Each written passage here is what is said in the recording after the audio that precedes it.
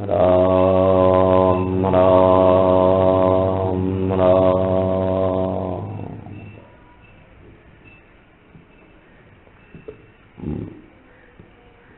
अखिल गुणनिधान सच्चिदानंद घन करुणा वरुणालय भक्तवत्सल भगवान श्री पांडुरंगाच्या चरणावर मनपूर्वक साष्टांग घालतो।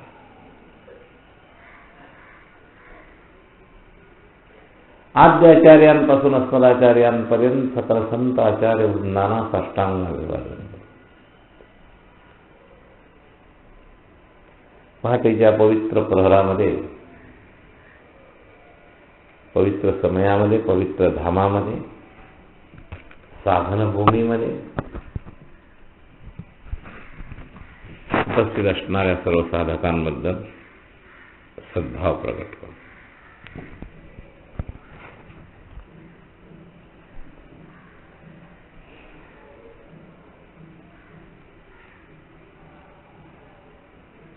साधकाची भौतिक व्याख्या नाही, ज्याचं साध्य कल्याण करण्याचं आहे अशांना परमार्थ कक्षेमध्ये साधक हा शब्द वापरला जातो। जन्ममरण निवृत्तीची इच्छा आहे, दुःख निवृत्तीची इच्छा आहे, भगवत प्राप्तीची इच्छा आहे, अशांना साधक अशी संज्ञा दिली जाते आणि त्यांच्या मार्गदर्शनार्थ आपण हे मुक्त चिंतन करत असतो। स्वांत सुखाय आणि साधक हिताय। तेव्हा काही गोष्टी मी माझ्या स्वतःच्या आनंदाकरता आणि काही गोष्टी तुमच्या हिताकरता। तर वारीपासून आपला विषय चाललाय साधक हिताय करता। वासना हे जन्ममरणाचं कारण आहे आणि ती वासना समाप्त केली पाहिजे। त्या वासनेच्या अंगामध्ये आपण विचार केला आणि त्या वासनेच्या विभागांतर्गत काम क्रोध हा सगळा परिवार पाहिला आणि त्या परिवारात आपण एक वासनेची व्याख्या पाहिली। वासनेचे 4 स्रोत, त्यापैकी एक शाखेचा विचार आता मध्ये चालू होता। पाप ही वासनेची शाखा आहे, म्हणून पापाची वासना नको उठवा। तर पाप या विषयाचं चिंतन चालू होतं। आपण 4 स्रोत पाहिले। एक संस्कार स्रोत, आपल्याला ज्या वासना निर्माण होतात जी वासना जन्ममरणाचं कारण आहे, त्याचे 4 स्रोत पाहिले। एक पाप, दुसरा संस्कार। या संस्कार स्रोताचाच परिणाम बराचसा होतो। जसं पापाचे 9 विभाग पाहिले आपण, मुख्य निरोगराच्या पद्धतीनं आपण पापाचे 9 अंग कमीत कमी साधकीय दृष्ट्या पाहिले। तसे सूक्ष्म अंग खूप आहेत, विस्तार खूप आहे, पण त्याचा अंत जाणं कठीण आहे तपशिलाचा। तर काही दार्शनिक पाप पाहिले। नामविन्मुक्ता हे दार्शनिकच पापाची व्याख्या आहे। तेव्हा हा भाग पाहिला। जीवामध्ये विषयाची आसक्ती नसणं हा सुद्धा थोडा तपशिलाचा भाग नसून थोडा तत्वाचा भाग आहे। तसं आता या संस्कार विभागाचं थोडंसं चिंतन करू आपण। हा संस्कार स्रोत एक तिसरा स्रोत जो आपण प्रारब्ध मानतो त्याचा थोडा भाग त्या संस्कार स्रोतामध्ये आहे आणि वर्तमानकालीन वातावरणाचे काही संस्कार आपल्याला जे होतात ते वर्तमानकालीन कर्मातून होतात आणि काही संस्कारांचा साठा जसं संचितातून प्रारब्ध भोगायला येतं तसं प्रारब्धात ते संस्काराचा साठा असतो प्रारब्धात। आणि त्यामुळं आपल्याला ज्या जी वासना तयार ती भावना होत असते, म्हणजे ती भावना होण्यामध्ये एक संस्कारांश आहे। एक संस्कारांश फक्त पूर्वीचाच आहे आणि एक वर्तमानकालीन पण आहे आत्ताचा। जशा वातावरणामध्ये जे ॲटमॉस्फिअर वायुमंडल असतं ते संस्कार होतात. काय त्याच्यावरती पशुपक्ष्याची गोष्ट सांगितली जाते की एकाच पोपटाची 2 पिल्लं 2 घरी गेले आणि संस्काराचा परिणाम झाला. एक त्या ब्राह्मणाच्या घरी गेला पिल्लू आणि घरचे चांगले संस्कार असल्यामुळे त्याच्यावर चांगले संस्कार पडले आणि कसायच्या घरीत गेलं पाळायला म्हणून. अशी घरची पोर असते शिव्या देणारे, ते पोपटावर तिथे संस्कार झाले. आल्यावर कावे इथूनच सुरुवात त्याची पोपटाची. का? संस्कारच तसे. या बसा नमस्कार म्हणणारा ब्राह्मणाचा पोपट आणि तो कसायचा शिव्या देणारा पोपट. मग याच्यात मुख्य कोणता अंश झाला? तो संस्कार अंश, आणि तो वर्तमानकालीन संस्कार अंश. एक भूतकाळातला संस्कार अंश आणि एक वर्तमानकालीन संस्कार अंश, असे 2 भाग पडतात. हे जसं एखाद्या झाडाच्या मुख्य 3 फांद्या, फांद्याला फांद्या, तसं हे मुख्य 4 स्रोत आपण पाहिले वाचण्याचे. मग त्याच्या अंतर्गत थोडे थोडे भाग. तसं पाप या स्रोताचे व्याख्या पाहताना आपण 9 स्रोत संत मुखानं पाहिले. त्याच्या अनंत आहेत अजून. जसं त्या फांदीला पुन्हा बारीक फांद्या, त्याला अनेक पानं. चिंचेचे बघा तुम्ही, एका पानाच्या सगळ्या देठातच 10-20 पानं असतात. तर त्याला काही अंतच नाही. तसं त्या पापाचं आहे. पण त्याच्यातले आपण काही संतवर्णित मुख्य विभाग पाहिले. तसं या संस्कारांशमध्ये सुद्धा हे वर्तमानकालीन संस्कारांश जे आहेत त्याच्यात थोडा प्रारब्धांश असतो. म्हणजे जसं तुम्ही कुठे जन्माला येणार, कोण्या जागेवर येणार, कोण्या गावात येणार, कोण्या गल्लीत येणार, तर भगवंताच्या दीडनुसार याचं सगळं विधान आहे. काय ते पापपुण्य भोगायला या प्रारब्ध रूपानं संस्कारामध्ये पर्यंत येत येत तुम्हाला तशा प्रकारचे वर्तमानकालीन संस्कार मिळतात. काही जन्मजात पूर्वजन्मी जर एखादं कुत्र असलं ना, तर लहान पोरांना त्या कुत्र्यासारखं भुकायलाच आवडतं. किती वेळ एकटे सुद्धा भुकतच बसतात. एखाद्या पक्ष्याची नक्कल करायची सवय असते, एखाद्याला पशुची करायची असते. त्याच्यामध्ये मग काही त्याचे संस्कार असतात. पक्षाचे पशुसंस्कारामध्ये काही चांगले पशु असतात, काही वाईट. स्वभावतः हे जे सात्विक रजोगुणी तमोगुणी आहारांच्या आवड आहे त्याचा पूर्वसंस्कारांचा थोडासा परिणाम असतो. शरीराची रचना हा जसा एक सायंटिफिक विचार असतो, तर पूर्व प्रारब्धाचा काही भाग हा सुद्धा त्याच्यामध्ये असतो. तर त्याप्रमाणे हे संस्कार विभाग असतो. तर हा संस्कार विभाग गेला असं कधी समजायचं? तर आपल्या स्वभावामध्ये सरळता, कल्याणाचं एक सूत्र एका दोह्यामध्ये आलेले. चांगला दोहा आहे, साधकीचा आहे, करता लक्षात ठेवण्याचा. याच्यातला जर तिथपर्यंत आपल्याला स्वभाव परिवर्तित करता आला तर संस्कारांश आपला बुजला असं समजा. कपट गाठ मन में नहीं सबसे सरल स्वभाव. हिंदी संतांनी म्हटलेलं आहे, कपट गाठ मन में नहीं सबसे सरल स्वभाव. नारायण स्वामींचा दोहा आहे, नारायणता भगत की लगी किनारी नाव. एका दोह्यात ऊर्ध्वगतीचं आश्वासन दिलं. इतकं स्वभावाला महत्व.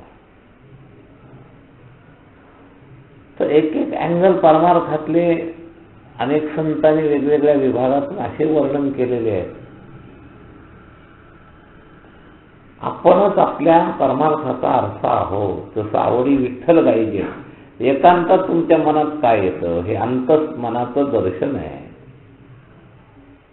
जिथे आसक्ती असते ना तो विषय एकांतात आठवतो. मग स्त्री असो, लोभ असो, जागद्वेष असो. आपल्या अंतःकरणाचं दर्शन आपणच आहोत. तसं बाह्य वागण्यामध्ये सुद्धा स्वभाव हे सुद्धा एक आपलं दर्शन आहे, हे लक्षात ठेवा. स्वभाव बदलण्याला फार महत्व आहे. बदलू शकतो. तुम्हाला दिलेली विवेक शक्ती, बुद्धिशक्ती, सहज प्रयत्न न केला तर बदलत नाही, तो तसाच राहतो. प्रयत्न केला तर बदलतो, पण तो सुद्धा विशेष प्रयत्न करावा लागतो.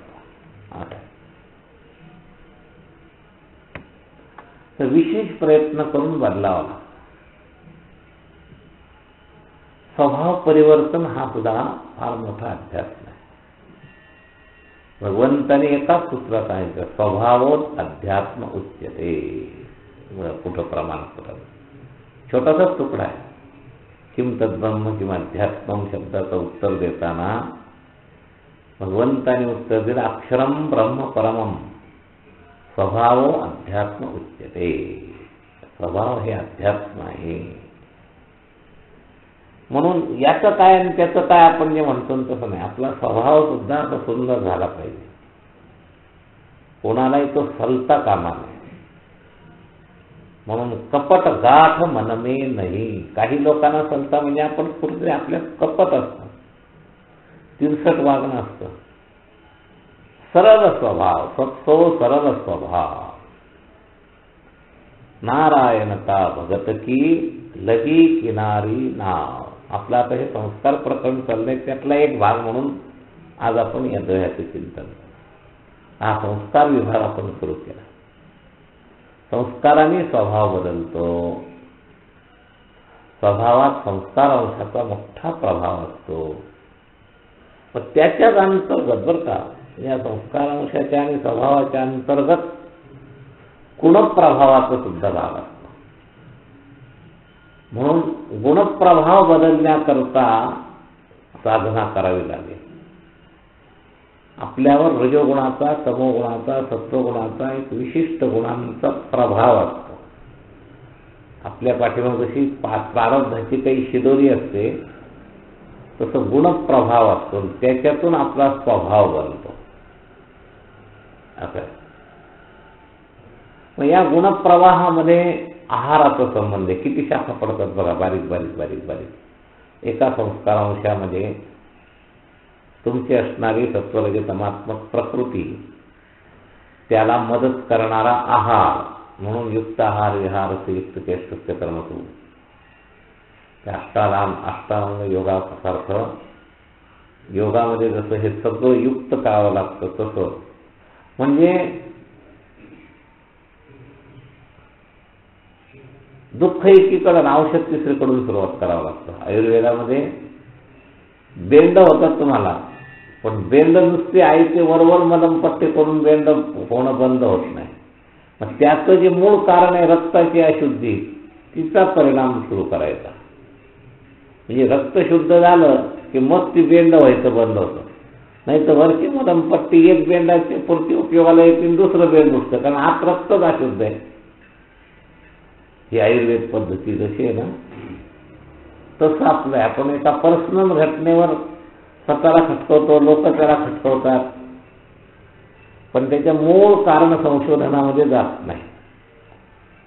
म्हणून आपण पूर्ण रूपानं निरोगी होण्यास सफल होत नाही. अध्यात्मामध्ये स्वभाव दोष हा एक रोगच आहे. हा रोग जायला तपशिलावर औषधं करून चालणार नाही. जसं आयुर्वेदामध्ये मुळावर ट्रीटमेंट केली जाते.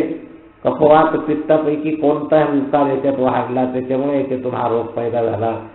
दिसायला आपल्याला ऍसिडिटी दिसते, पण त्याच्या पाठीमागे पित्त प्रकोप आहे. हे जसं ते आयुर्वेद संशोधन करतं, तसं या अध्यात्माच्या दृष्टिकोनातून हा संशोधन करावा लागतो. हा संस्कार स्रोताच्या अंतर्गत तो संस्कार स्रोतच स्वभाव दर्शन करतो.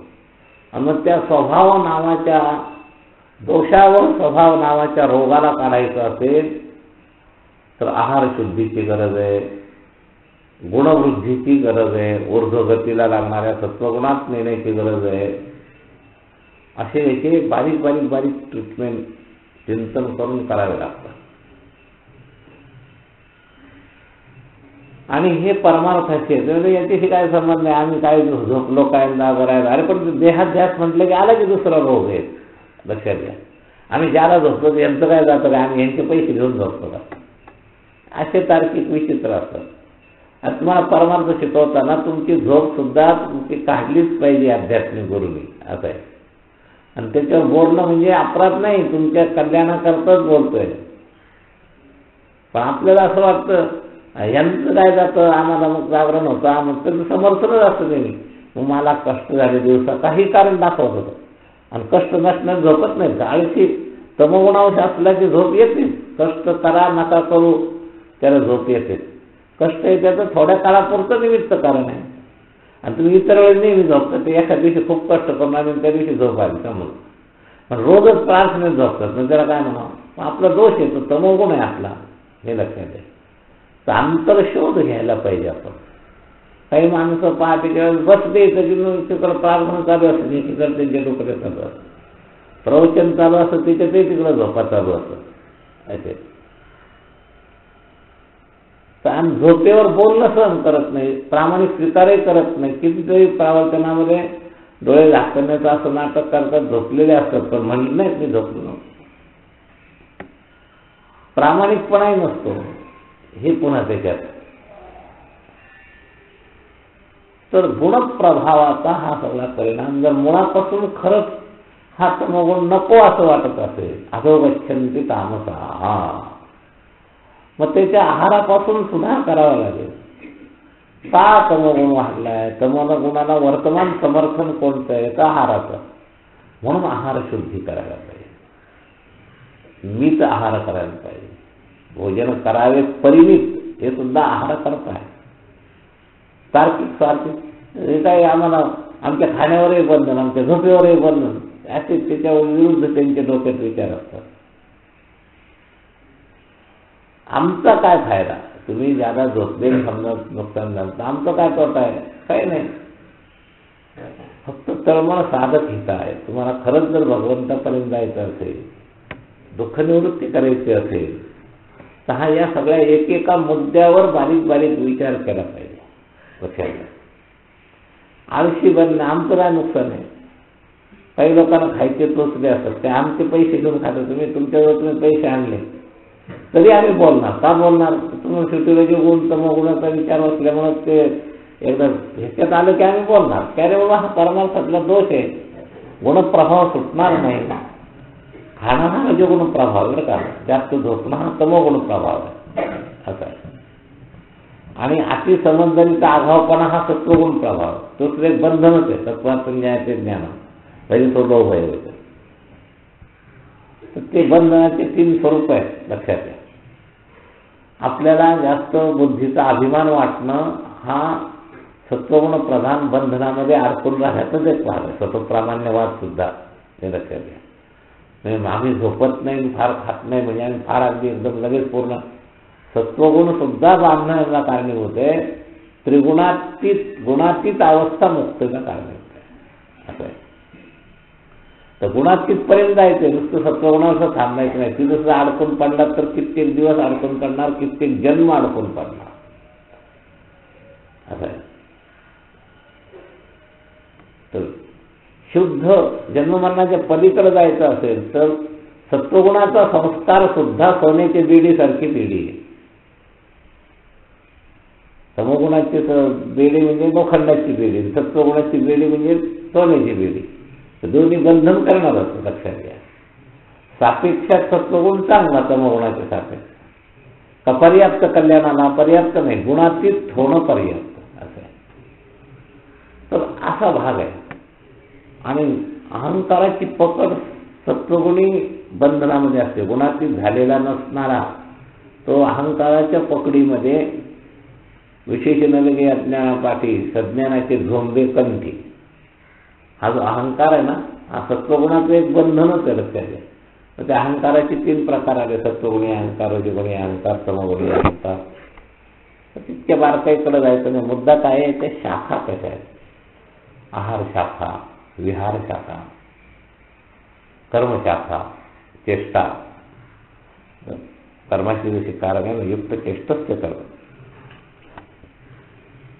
तर या सगळ्याला कंट्रोल करावा लागतो. परमार्थ म्हणजे याचं त्याच्या शाखेत आपण काय करतो, आपल्या स्वभावगत शाखेला धक्का लागू देत नाही, आपल्या स्वभावाला जपून ठेवायचा प्रयत्न करतो. एखाद्यावर बिघडत असला नाही एखादा म्हणून दुसरं त्याला म्हणलं काय तुझा क्रोध आहे रे, तुम्हाला माहीत नाही जगात आजकाल असंच असावं लागतं, असं ते समर्थन असतं. आपलंही काहीतरी पाहिजे, सगळंच काय दुसरे जायचं नाही, म्हणजे असे त्याची स्वतःचे समर्थन असतात. शुद्ध परमार्था करतानाही हे योग्य, व्यवहाराकरता काही गोष्टी ठीक आहे जिथल्या तिथं, पण परमार्थ करता नाही. परमार्थ म्हणलं की त्याही शाखा गेल्या तर वासना जिरेल, आणि वासना जिरली तर जन्ममरण टळेल, असं आहे. तर पाप या शाखेचा विचार आपण करत होतो काही कालपर्यंत, बराचसा केला. तर साधक हिताय ही दुसरी जी संस्कार शाखा आहे त्याचा विचार सुरू केलाय. इतक्या वेगानं नुसत्या शाखा सांगितल्या म्हणजे त्याच्यामध्ये पकड कशी झाली पाहिजे की आपल्यामध्ये कोणत्या शाखेनं हे संस्कारूपी दोष शिल्लक आहे आणि तो आपल्याला काढायचा आहे. मग तमोगुणाच्या पद्धतीनं, गुणवृद्धीच्या पद्धतीनं, वर्तमानकालीन संस्कारामुळं, प्रारब्धामुळं याचं ॲनालिसिस करावं लागतं. अगदी घाणेरडं उदाहरण म्हणजे डॉक्टर लोक टूल टेस्ट करतात. आता टूल टेस्ट काय करायचे, पण त्याच्यात त्यांना कळतं कोण्या शाखेतून याचं कसं झालंय. शौच सुद्धा चिवडून त्याच्यातून शोधता अर्थ रोगाचा. मग बाकीचं काय गोष्ट, टूलचा अर्थ काही ना कळाला नसेल म्हणून स्पष्ट आहे, लक्षात द्या.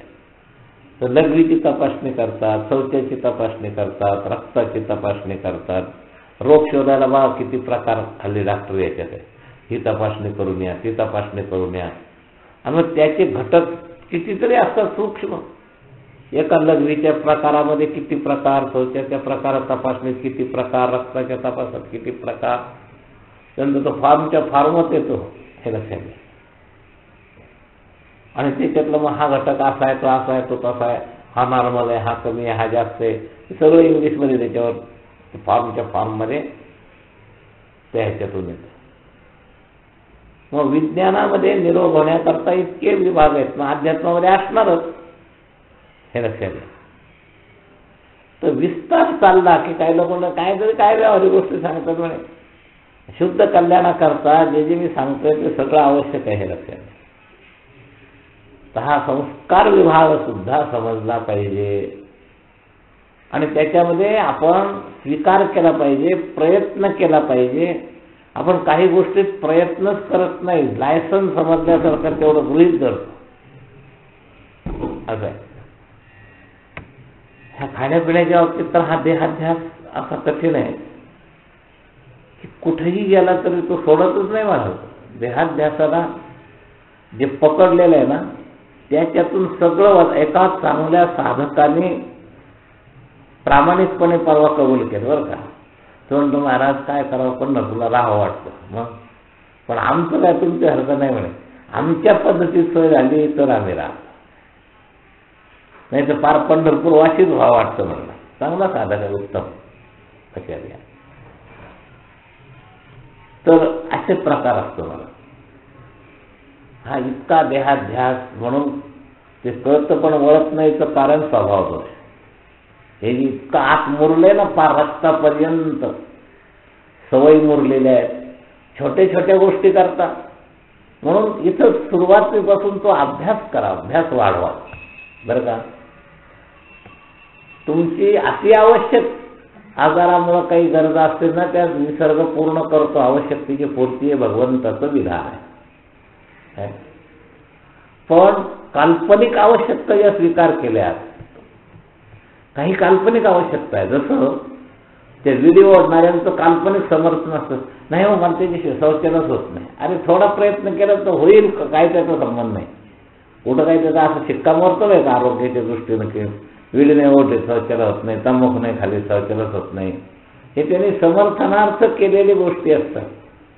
किंचितचा भाग त्याच्या मानसिक ह्याच्यामुळे तसा असतो, पण थोडा रेटून प्रयत्न केला तर त्या बाबतीत तो बदलू शकतो, हे लक्षात. पण त्याच्या कल्पनाच अशा असतात ना. काही लोकांना आपल्याला चहा केल्याशिवाय शौचालय घेत नाही, काय म्हणतील, तर थोडा प्रयत्न जर केला तर या सगळ्या गोष्टीतून तुम्हाला बाजूला होता येईल. फक्त प्रयत्न कमी पडतो बरं का. अनिवार्य एखाद्या आजाराचा भाग वेगळा. आता डायबिटीस वाल्याने तर काय करावं, नाही गोडच खावं लागतं, दुसरी सोयच नाही.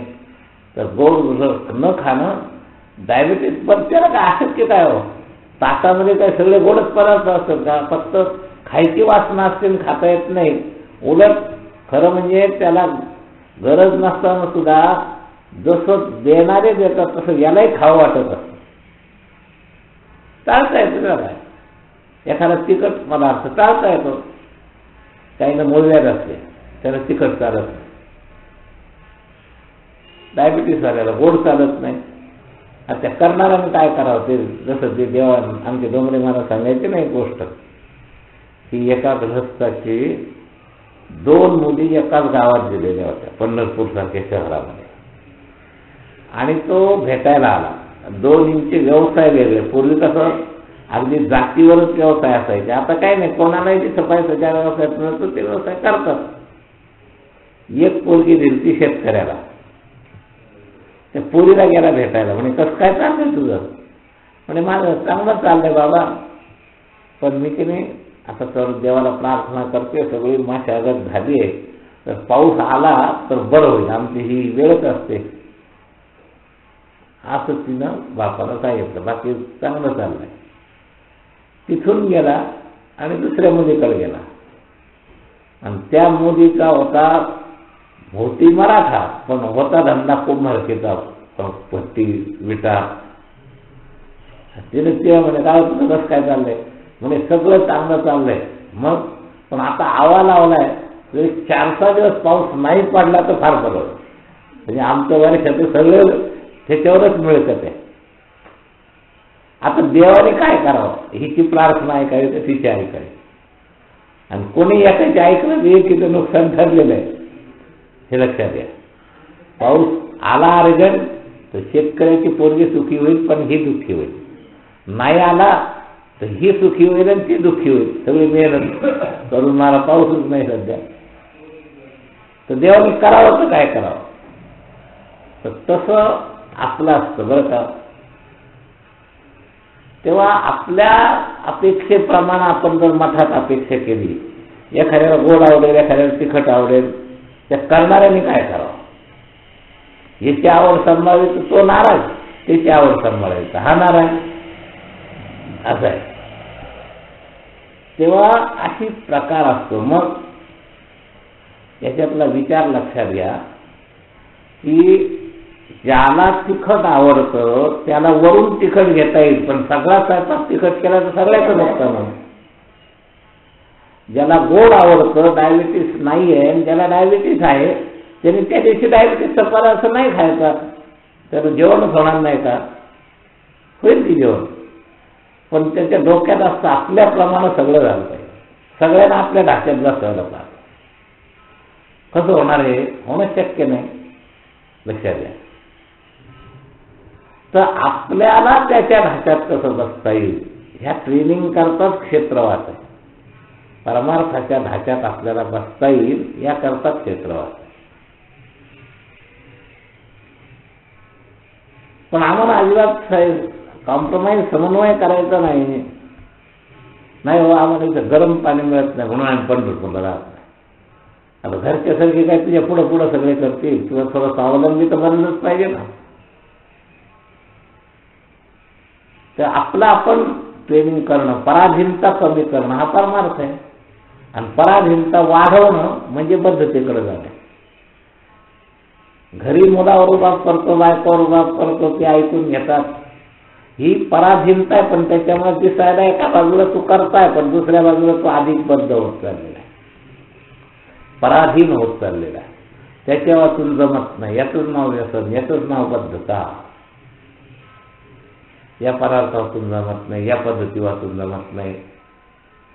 अगदी आंघोळ झाली की घरीचे कपडे पार मुलांनी पत्नीनं तुम्हाला जवळ दिले पाहिजेत, अशी घरी वागायची रुबाबात सवय इथं कोण देईल? मग ह्या ट्रेनिंग करताच पहिल्या प्रारंभिक ट्रेनिंग चातुर्मासात यायचं म्हणजे देहाध्यास कमी करून, आपल्या सवयी कमी करून अध्यात्माच्या लायक स्वभाव बनवणं, स्वभाव सुधारणं हा परमार्थ आहे. म्हणून स्वभावो अध्यात्म उच्यते. तसं पाप आपल्या जीवनात कमी करणं याच्याकरता परमार्थ आहे. तर संस्कार दोषातून बनलेला स्वभाव सुधारण्याकरता परमार्थ आहे. प्रकृतीअधीन स्वभाव आणि स्वरूपाधीन स्वभाव. मूळ स्वभाव कोणता? तर स्वरूपाधीन स्वभाव. निर्दोष स्वभावाचं व्याख्या काय? तर स्वरूपाधीन स्वभाव. आत्मोश्चय विधेय आत्मा प्रसादमती गच्छति. आणि रोगट स्वभाव कोणता? तर प्रकृती अधीन.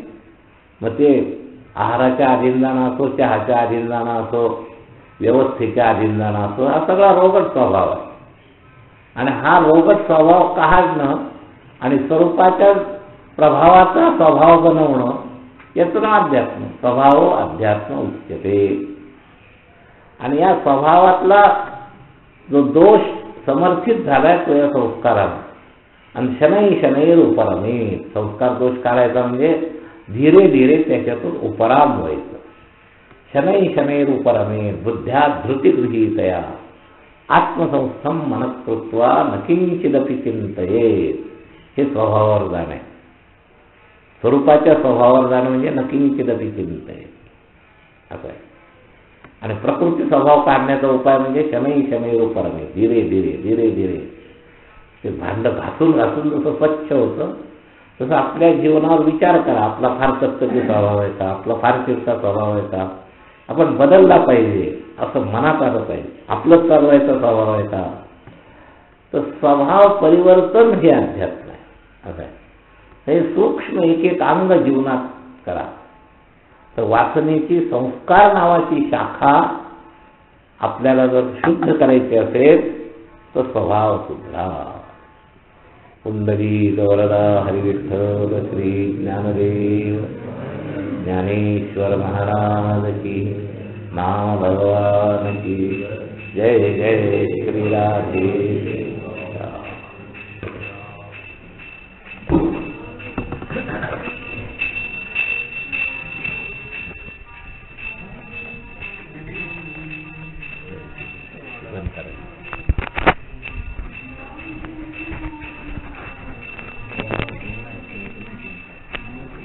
पंचांश